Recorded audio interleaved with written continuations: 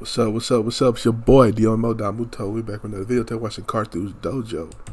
It's been a minute since I watched a Carthu Dojo video, man. I want to watch more of his videos, man. It's been a minute. What if Kid Goku went Super Saiyan? So what if Kid Goku went Super Saiyan? He gonna be steamrolling through a lot of niggas. I ain't gonna lie. He gonna be steamrolling through a lot of niggas. So you gotta pick which time period where he should get this Super Saiyan ability. So we gotta see. Let's get it. Goku has just found Krillin, left in the tournament building, lifeless on the floor. While the others look on in horror at what happened and discuss who could have done it, Goku is undergoing a change. Roshi is the first to spot it. It reminds him of the time that Goku transformed at the first tournament, but there's no moon anymore, and even if there was, this is clearly different. His hair changes color and an aura flares around him. Goku quickly grabs the Dragon Radar from Bulma and calls the Flying Nimbus. Roshi is astonished. He thinks Goku is still in over his head, but it's possible with this power, he might actually be able to challenge the Demon Clan. The people he just found out are responsible for this attack. Whatever this change is, it made Goku something beyond normal. They have no way of knowing it yet, but Goku is a Super Saiyan. When Goku finally catches up to Tambourine, it doesn't matter that the tournament has just happened. Much like Goku seemed to regain stamina on Namek after his first transformation, the same would happen here. So Tambourine is easily defeated, and Goku takes back his Dragon Ball. His rage hasn't subsided yet, though, so he can't drop the transformation,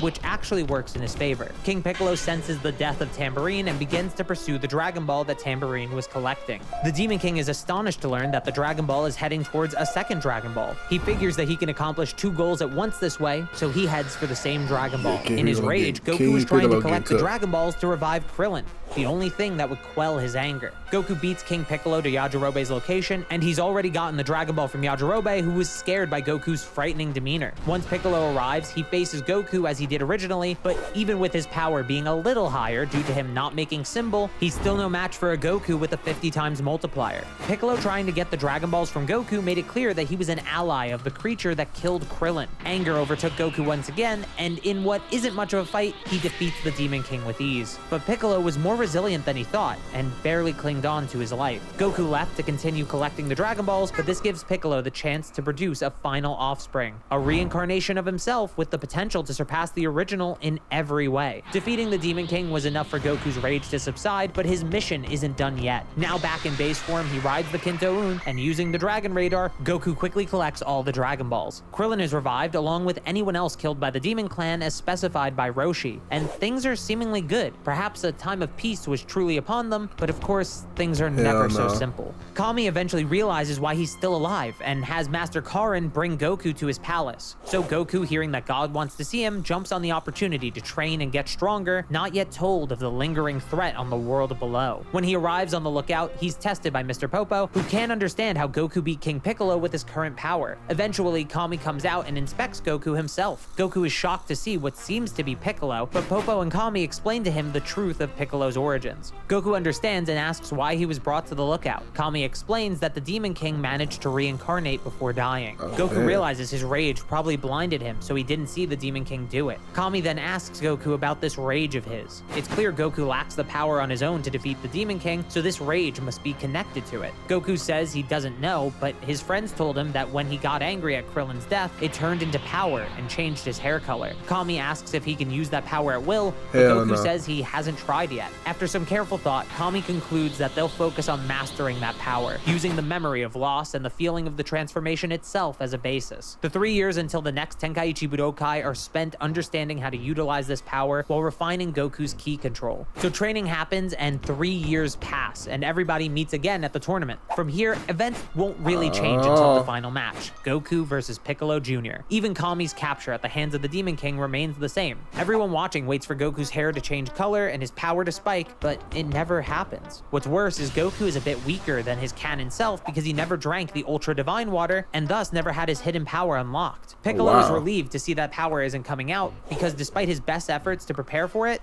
there was no easy way to close that gap. Eventually, Piccolo grows larger as a way to finish off the fight, and Goku baits him into growing even larger than that. This gives Goku the opportunity to go into Piccolo's stomach and rescue Kami as he did in the original. Once Kami is released from the jar, he looks over to Goku and assures him that he's okay. Goku lets out a sigh of relief and looks back to Piccolo with a smile on his face. Roshi tells Kami that there's no way Goku can win and asks what they should do, but Kami tells them not to worry and says to trick Piccolo, he had to trick everyone. Kami points to the arena where Goku's hair begins to stand up and his power begins to grow. Yes, Goku transforms into a Super Saiyan once again, and now Piccolo has no chance of winning. Kami assumes that Goku was waiting for an opportunity to save him before finishing the fight with Piccolo, and he's right. With the power of the Super Saiyan under his control, Goku wins the fight and saves the day. Kami, of course, goes to finish off the Demon King's reincarnation, but Goku stops him as he did originally. Then Goku denies the opportunity to take over as Earth's god, and Dragon Ball ends in a similar way to how we remember. Now on to Dragon Ball Z, where everyone's favorite non-character Raditz shows up to kidnap his nephew and beat up his brother in the hopes that his brother will become a space pirate.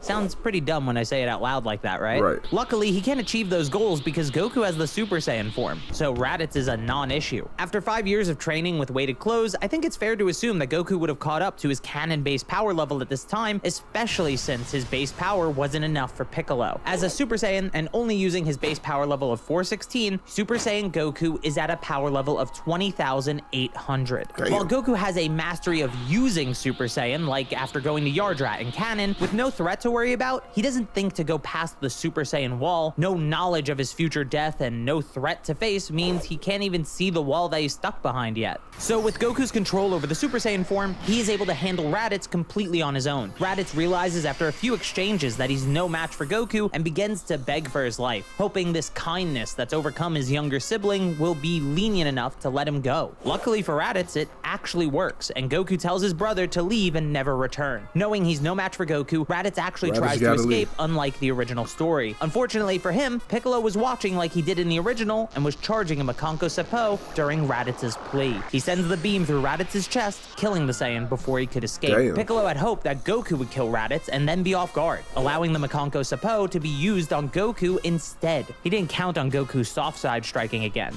especially not with a threat like this. Goku quickly turns to yell at Piccolo and say that this was completely unnecessary, but Raditz just laughs as he lays on the ground. For a moment, he feared that Goku was the Super Saiyan of legend, but that mercy was something the Super Saiyan could never have. Goku doesn't know what the Super Saiyan is, and he doesn't really care. He just wants to live a peaceful life on Earth. Raditz wishes he could have killed more Earthlings just to spite his naive younger brother. But at the very least, Nappa and Vegeta will come and take care of him. It should only take them a year to arrive on Earth and avenge him. Goku turns to Bulma and tells her to get the Dragon Radar. Some people were probably killed by Raditz and they need to be wished back. That was the wrong thing to say. The death of someone as pathetic as Raditz would never be enough to bring Nappa and Vegeta to Earth, but the allure of the Dragon Balls, Vegeta thinks this is their chance to gain immortality and overthrow Frieza. Nappa asks how they'll handle Kakarot if his power level is really over 20,000, but Vegeta tells Nappa not to worry. The scouter probably malfunctioned. Kakarot's power level being 2,000 makes far more sense and would still be more than enough to beat Raditz with ease. But in the off chance that he actually has a power level of 20,000, the Earth has a moon, and the Ozaru form makes both of them his superior. Raditz even mentioned that Goku lost his tail, so they actually have the advantage here. Nappa's nervous face turns to a smile. The Super Saiyan was supposed to be unbeatable, but Raditz even said that Goku couldn't be the Super Saiyan, so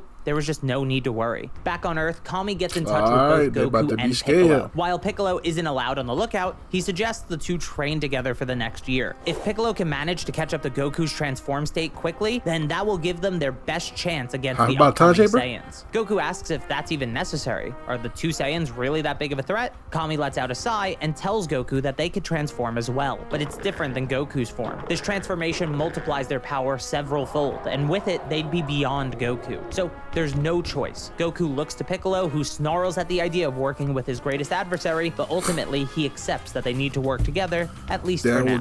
So at the base of Karin's tower, where they have easy access to Senzu and Kami's guidance, the two train for a year. Meanwhile, the human fighters gather on the lookout and train under Kami and Mr. Popo. During this year, Piccolo is eventually able to catch up to Super Saiyan Goku and even manages to grow pretty evenly alongside him. If this sounds weird to you, Just know Piccolo did the same thing in canon. When training with Goku for the androids in the manga, Goku is a Super Saiyan, and Piccolo manages to get to Goku's level and grow with him. This is shown as Piccolo and Super Saiyan Vegeta are clearly relative in terms of power based on their performance against androids 19 and 20, and Piccolo directly says Vegeta is stronger than Goku, something Goku doesn't disagree with. With all that said, the time skip gives Piccolo double his canon training time, since he doesn't need to wait for Gohan. In half a year, Piccolo got nearly 10 times stronger, and I'll round that up to 10, since he has a better training partner, and double that for the full year of training. So base Goku, since Piccolo is keeping up with Super Saiyan Goku, gets 20 times stronger, putting him at 8,320. That's right, it's a power level over 8,000.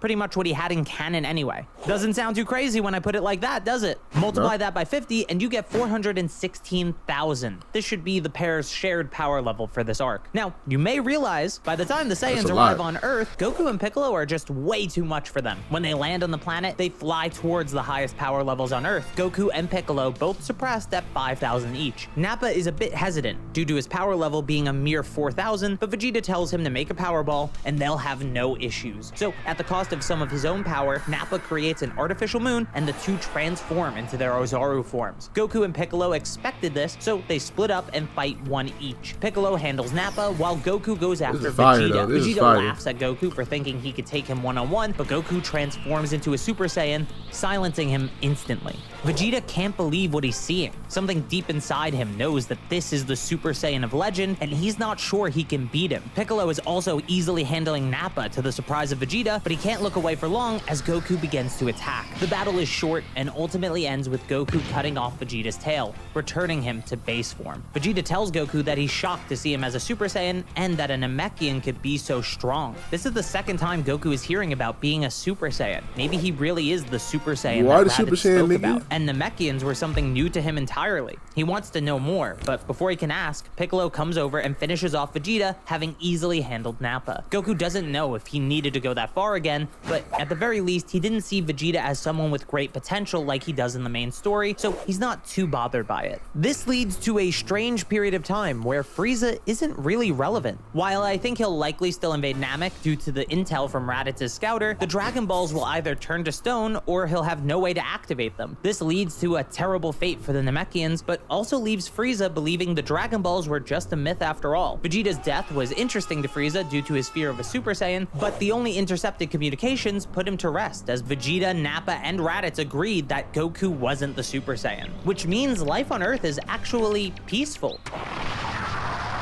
Until May 12th, age 767, the day the androids appear, and even worse, Goku has recently passed away due to him contracting a heart virus. Of course, the androids were still being made despite all the changes, and even worse, this version of Jiro knows about Super Saiyans, meaning it was incorporated into his data, and since he didn't follow everyone to Namek in canon, this is actually just a stronger Goku and Piccolo that he's collected data from. Gohan is in the worst position of all though, never having his toddler training camp or his potential unlocked or his many Zenkais on Namek, he won't barely escape like he did in the canon future timeline. But even with everyone dead, hope is still alive. Bulma survives and is able to scrounge together enough materials to make a time machine. Unlike the original though, no one can go back in time except for her. So once it's complete, she travels 22 years into the past. This is actually right after the fight with the Saiyans, since Goku never leaving Earth means the warning doesn't have to be timed with his return. So the time machine glows before disappearing,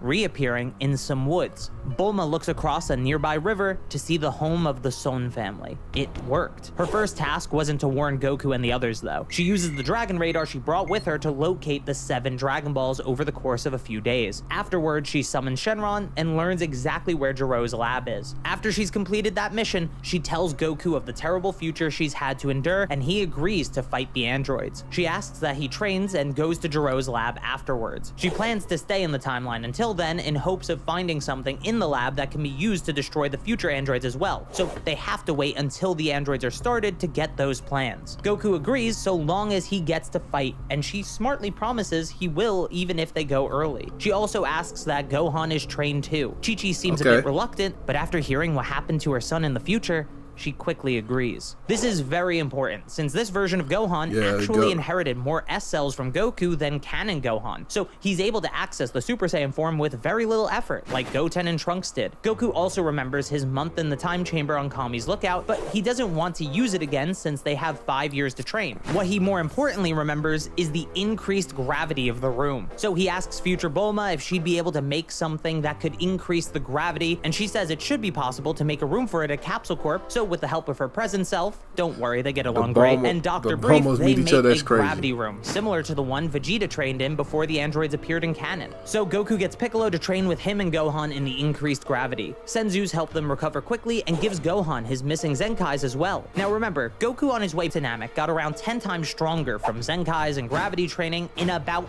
5 days, since he rested on the final day. That's absurd. Now imagine if the gravity went up to 300 times like Vegeta's gravity room, and he trained for years instead. It's basically unquantifiable, but he definitely should be more than enough for the androids, especially when you consider Gohan's potential, and more importantly, Goku finally seeing it. What lies beyond the Super Saiyan wall? In canon, it took him 10.5 months in the time chamber to master Super Saiyan. Here, where Gohan could go Super Saiyan quickly, it'll be a much shorter process. And even if it wasn't, they have more than enough time to master Super Saiyan compared to the canon version of events. So after 3 years of preparation, everyone is as ready as they can be, with Goku, Piccolo, and Gohan being the strongest, and secretly, Gohan is the strongest of them all. As a group, they go to Jiro's lab 2 years early. The door is still pretty strong, but they manage to get through it. And even if he's already an android, 19 and 20 are just no match for mastered Super Saiyans. These aren't the androids that future Bulma knows, but seeing Jiro as an android still made sense to her, and then she noticed the pods in the back of the lab. After Goku and Piccolo handle 19 and 20 with ease, Bulma has them destroy the 3 deactivated androids as well, but make sure they do it outside to avoid the lab being damaged. As Bulma explores the lab, she notices there isn't any documentation on the androids on any computer or even any blueprints lying around. That's when she notices the direction of some wiring. It's heading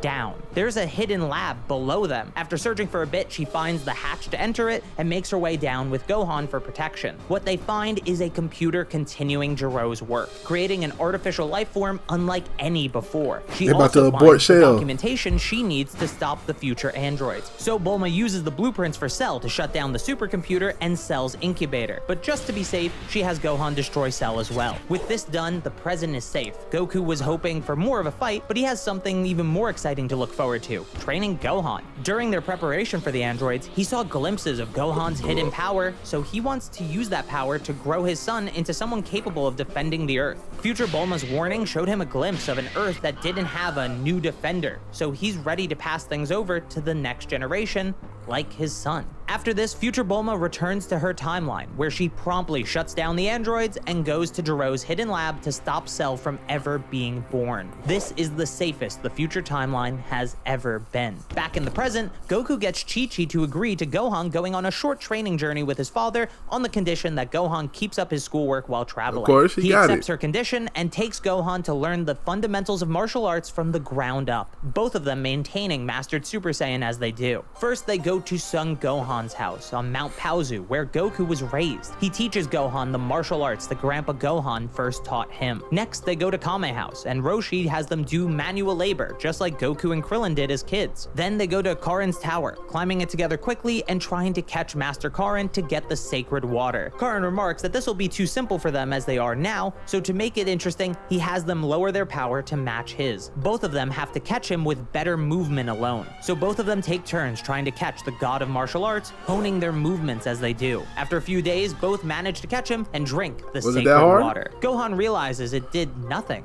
and Goku tells him that's the point. Getting the water was the training. Karin says that both of them should be strong enough for something else as well. He pours 2 cups and hands it to them. This is the ultra divine water. It's poison, but if you are strong enough to not succumb to the poison, it rewards you by drawing out your latent potential. Goku had never drank this like he did in canon because he acquired Super Super Saiyan early, but both agree to give it a shot. Goku jokingly tells Karin to use the Dragon Balls to bring them back if they don't make it. He agrees, and both drink the water. Instantly, they writhe in pain, but after a few hours of torment, their eyes shoot open. The roar of the Ozaru echoes in Goku's mind and increases his power in a single burst. He's unrecognizable to Karin, but Gohan was even greater. Gohan seemed to be beyond even a mastered Super Saiyan. He'd transformed into something new, a Super Saiyan 2. This absolutely stunned Goku. His son had far exceeded him and even gotten a new form, which was perfect for the final part of their journey. Gohan returns back to Mastered Super Saiyan, and both make their way to the roof of Karin's tower. Goku retracts the Nyoibo and tells Gohan to grab on. He tells it to extend, and they both make their way to the lookout where Mr. Popo and Kami awaited them, as well as Piccolo. Kami was watching this journey of theirs and realized they'd need someone stronger than him or Popo to continue their progress. What Kami was good at, though, was teaching the control of transformations. So with Piccolo's help, Goku and Gohan both managed to gain a mastery over Super Saiyan 2. They decided not to use the time chamber, since it's limited to 2 years and they might need it in the future. So after both are satisfied with their progress, they return home. A time of peace passes until the 25th Tenkaichi Budokai. Mr. Satan is the champion, but he's not nearly as famous due to him not defeating Cell. Videl still recognizes Gohan's last name and wants him to enter since both of their parents were world champions. So he agrees. Gohan's last name? What's his last name? They gather the other Z fighters and enter the tournament. But of course, they are interrupted by the threat of Buu. Thankfully, Goku isn't on a time limit and Vegeta isn't around to ruin everything. So the two of them easily take down Babidi's men and stop Buu's resurrection before it could happen. Goku watches proudly as his son is the one to handle Dabura with ease, happy to know that the future is in good hands. As the story transitions from Goku's to Gohan's, I think that's a good place to end this. Subscribe if you haven't yet. This was a straight to the point story, like, you know what I'm saying? Niggas get stronger at the, you know, at the point of time in the stories. So I can see that happening, and like, yeah, a lot happened, man. Goku would just steamroll through a lot of people, of course. That's easy. Gohan just be stronger, of course. Piccolo be strong. I expect him to put Piccolo in there. But yeah, shout out to Carthu Dojo for this video. And check out the last Carthu Dojo video I watched. It's gonna be been a while. And check out another Dragon Ball Z video. And I'll catch you next time. Peace. Like, comment, subscribe.